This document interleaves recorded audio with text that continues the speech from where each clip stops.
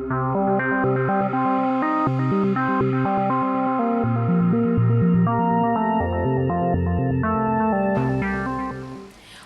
mi nombre es Maite Ferrandis y tengo 39 años.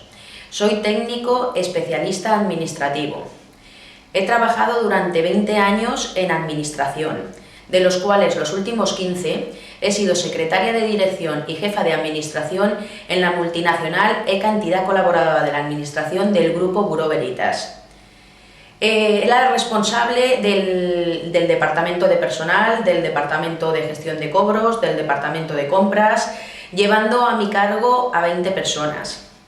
Durante esos 15 años he seguido formándome, dado que lo considero imprescindible. Me considero una persona muy responsable, trabajadora, luchadora, exigente y muy resolutiva.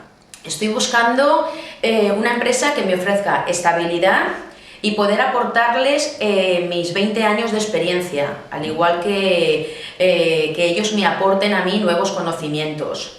Poseo carnet de conducir y vehículo propio y si ustedes están interesados en concertar una entrevista, pueden contactar conmigo en el teléfono 647 33 05 19 o en mi dirección de correo electrónico maiteferrandis@hotmail.com.